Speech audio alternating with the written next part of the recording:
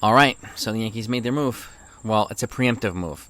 Giancarlo Stanton, we know, is coming back tomorrow in the Oakland series, right? So they sent out and they optioned out a popular player, Estevan Florial.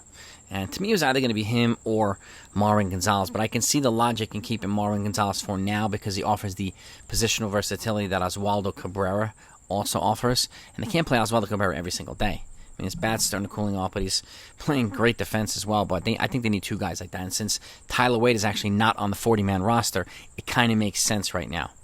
But with that said, I could still see him being moved later on after they expand rosters to 28 and still have to bring back Bader, still have to bring back Carpenter. So something has to happen one way or another. And I do see him probably being DFA'd at some point in September. But we'll see, right?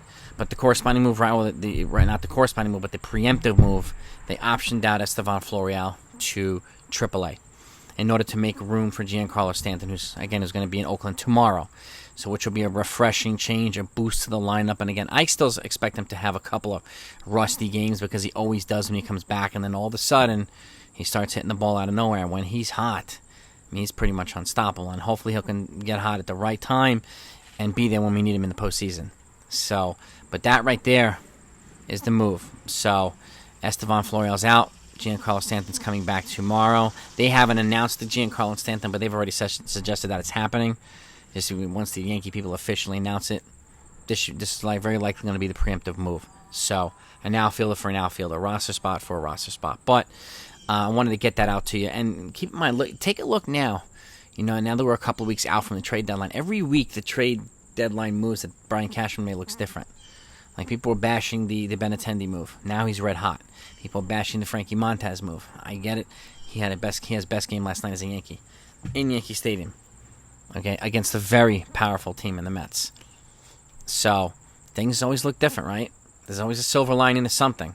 So, and I think it's important to keep perspective with that. Yes, I know there's still people very angry about the Harrison Bader and Jordan Montgomery trade because he's pitching so well. But why didn't he pitch that well here? That's the question too. Is it they weren't able to unlock him thing, or he just couldn't hack it in New York?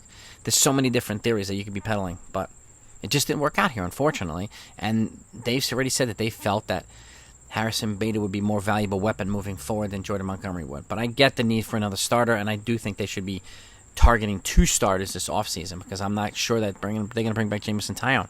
And we still don't know what they're going to do with Luis Severino. But I would be targeting one free agent pitcher and a pitcher in a trade this offseason to add to the already guys that are already going to be staying there in the rotation, like Eric Cole and Nestor Cortez and Frankie Montas.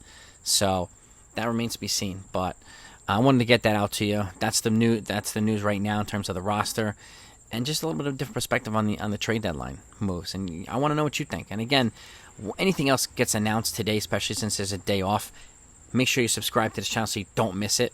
Or just if you like good Yankee content on a regular basis, live streams, news, and everything else, if you do hit the subscribe button, hit the notification bell, because I don't want you missing stuff, because I put it out live, or I'm putting it out as soon as it comes out. And I don't want you missing any of the good stuff. And again, the live streams are just straight up authentic. It's a close-knit family. We talk about some Yankee stuff. We also talk about other things, but we primarily live in Yankees world, right? But I wanted to get that out to you. Have a great day, everybody, and I'll keep it coming. Talk to you next time.